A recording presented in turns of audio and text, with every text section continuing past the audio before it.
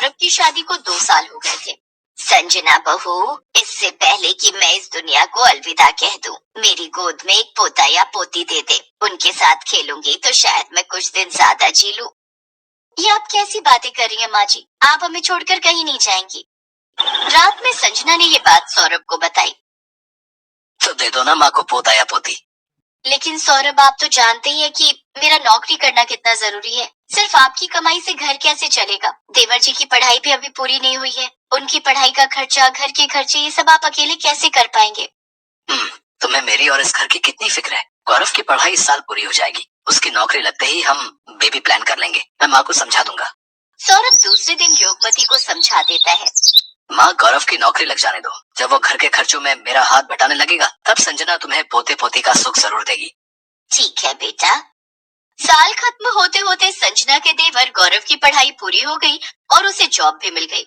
कुछ दिनों बाद गौरव एक लड़की को लेकर घर आता है। गौरव बेटा, ये लड़की कौन है? माँ, ये निकिता है। हम दोनों कॉलेज में ना एक साथ पढ़ते थे। अब जॉब भी एक साथ करते हैं। अब हम दोनों एक दूसरे से ना बहुत प्यार करते हैं और शादी करना चाहते हैं माँ। लेकिन बेटा, पहले हमें निकिता के घर वालों से बात करनी होगी। माँ, वो लोग पहले से ही इस रिश्ते के लिए तैयार है माँ। वो शादी की बात करने कल हमारे घर ही आ रहे हैं। ये तो बहुत अच्छी बात है देवर जी। आपने मेरे लिए देवरानी ढूंढकर मेरी सारी मुश्किलें खत्म कर दी। हम जल्दी से आप दोनों की शादी करा देंगे। दूसरे दिन निकिता के माता पिता घर आते हैं और दोनों की शादी पक्की हो जाती है। कुछ दिन के बाद गौरव और निकिता की भी शादी हो जाती है। एक रात सभी खाना खाने के लिए एक साथ बैठे थे। तभी संजना को चक्कर आ गया और वो बेहोश होकर जमीन पर गिर पड़ी। संजना, संजना, क्या हुआ तुम्हें? सौरभ बेटा, तू जल्दी से डॉक्टर को बुला ला। उधर निकिता भी उल्टियां करने लगी। न जाने निकिता को क्या हो गया है? वो भी उल्टियां कर रही है। हे भगवान, मेरी दोनों बहुओं को किसकी नजर लग गई? तभी डॉक्टर आता है और दोनों का चेकअप करता है। घबराइए मत माँ जी, अब आप खुश हो जाइए। आप दादी बनने वाली हैं। आपकी दोनों बहुएं गर्भवती हैं। क्या? भगवान ने मेरी सुन ली। अब मैं एक साथ दो पोते पोतियों के साथ खेलूंगी। समय बीतता जाता है। 9 महीने बाद संजना और निकिता दोनों एक एक बेटी को जन्म देती हैं। कुछ दिनों तक दोनों मैटरनिटी लीव पर रहती हैं, लेकिन लीव खत्म हो जाने के बाद, गौरव, मेरी छुट्टियां खत्म हो गई हैं। कल से मुझे ऑफिस ज्वाइन करना होगा। लेकिन तुम ऑफिस चली जाओगी तो हमारी मिट्टी का ख्याल कौन रखेगा? मिट्टी के लिए हम कोई आया रख लेंगे। नहीं निकिता, मैं मेरी बच्ची आया के हवाले नहीं छोड़ सकता। लेकिन तुम तो जानते हो ना कि ऑफिस में मेरा प्रोफाइल कितना हाई है। मुझे प्रमोशन भी मिलने वाला है। मैं ये सब कैसे छोड़ दूं? गौरव और निकिता की बात संजना सुन लेती है। रात को खाने के टेबल पर संजना कहती है, माँ जी, मेरी मैटरनिटी लीव खत्म हो रही है। कल से मुझे ऑफिस ज्वाइन करना है, लेकिन मैंने कुछ फैसला किया है। तूने क्या फैसला किया संजना बहू? यही कि मैं जॉब छोड़ दूंगी। निकिता भी कल से ऑफिस जाएगी तो दोनों बच्चियों को कौन संभालेगा? मैं घर पर रहकर दोनों बच्चियों को संभालूंगी। लेकिन संजना, ऑफिस में तुम काफी हाई पोस्ट पर थी। जॉब करना, अपनी पहचान बनाना तुम्हारा पैशन है। सौरभ, मेरे लिए दोनों बच्चियों से जरूरी कुछ भी नहीं। इस वक्त बच्चों को पेरेंट्स की परवरिश मिलना बहुत जरूरी है। अगर उन्हें ये सब अभी नहीं मिला तो उनका भविष्य खराब हो सकता है। संजना बहू, तू कितनी समझदार है। तूने पिंकी के साथ साथ अपने देवर की बेटी मिट्टी को भी अपना माना। इसमें अपना क्या मानना माँ जी? मिट्टी मेरी ही तो बेटी है। मैंने कभी उसे पिंकी से अलग समझा ही नहीं। थैंक यू भाभी, आपने मेरी सारी मुश्किलें हल कर दी। दूसरे दिन से निकिता ऑफिस जाने लगती है और संजना घर पर रहकर घर के काम करती और दोनों बच्चियों की देखभाल करती। यहाँ तक कि वो अपनी देवरानी की बेटी मिट्टी को अपनी बेटी पिंकी से ज्यादा प्यार करती। एक दिन संजना की बेटी पिंकी रो रही थी, तभी योगमती उसके कमरे में जाती है। अरे संजना, पिंकी कब से रो रही है? इसने सुसु कर दिया है। तूने इसका डायपर नहीं बदला और अभी तक इसे दूध भी नहीं पिलाया।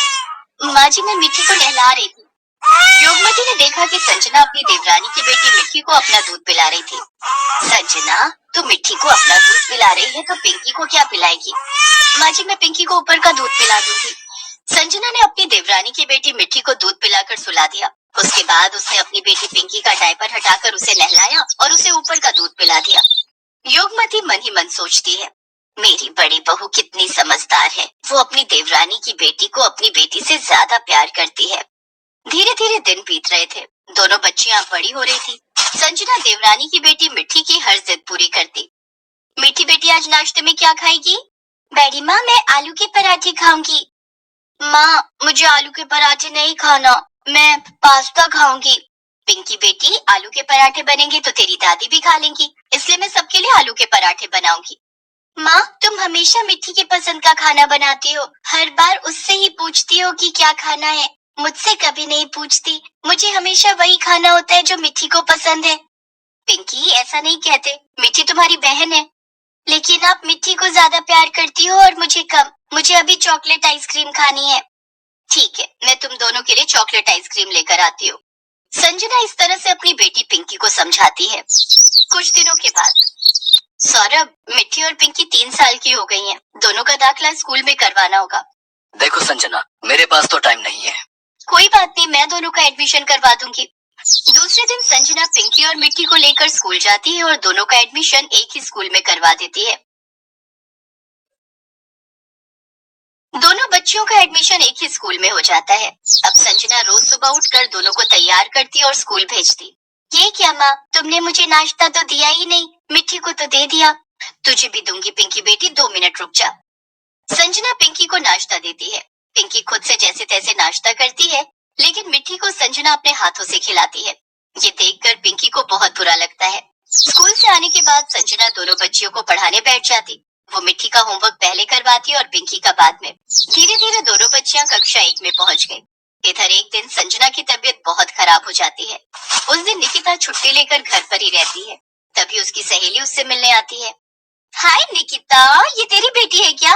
हाँ, बड़ी प्यारी है, लेकिन लगता है तू इसकी देखभाल ठीक से नहीं करती। लेकिन तू ऐसा क्यों कह रही है? तेरी बेटी कितनी पतली और कमजोर है। तेरी बेटी जितना बड़ा मेरा बेटा है, वो तो काफी तंदुरुस्त है। मैं उसे बहुत अच्छे से खिलाती पिलाती हूँ। तेरी बेटी पढ़ने में भी कमजोर है। मेरा बेटा भी तो उसी स्कूल में पढ़ता है जहाँ तेरी बेटी पढ़ती है। वो तो मुझे सब बताता है मिट्टी के बारे में। वहीं तेरी जेठानी की बेटी पिंकी काफी तंदुरुस्त है और पढ़ने में भी तेज है। बस फिर क्या था। निकिता को गुस्सा आ गया। आरती के जाने के बाद उसने संजना को खूब खरी खोटी सुना दी। दीदी, आपने तो कहा था कि आप दोनों बच्चियों की जिम्मेदारी उठा लेंगी। ये जिम्मेदारी उठाई आपने। आपने मेरी बेटी को तो ना ठीक से खिलाया पिलाया और ना ही उस पर ध्यान दिया। आपकी वजह से मेरी बेटी पढ़ने में भी कमजोर है। अगर आपसे नहीं हो पा रहा था तो आपने कहा ही क्यों था कि आप दोनों बच्चियों की देखभाल कर लेंगी। ये तो क्या कह रही है निकिता। संजना ने हमेशा मिट्टी को पिंकी से ज्यादा प्यार दिया है। दोनों बच्चियों को पालने के लिए अपनी नौकरी छोड़ दी। आप रहने दीजिए माँ जी, मुझे सब पता चल गया है। तभी मिट्टी निकिता के पास आती है और जोर से चिल्लाकर कहती है, मम्मी, ये तुमने कैसा नाश्ता दिया है? ना तुमने ब्रेड टोस्ट किया है, ना उसमें जैम लगाया है।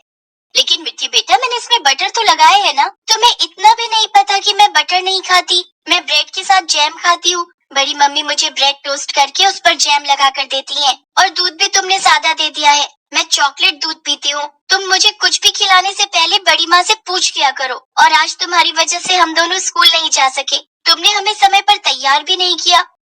मिट्टी की बातें सुनकर निकिता की आंखें खुल जाती हैं। संजना दीदी, मुझे माफ कर दीजिए।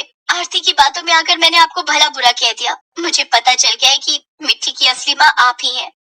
निकिता की गलतफहमी दूर हो जाती है और संजना दोनों बेटियों की जिम्मेदारी बखूबी निभाने लगती है।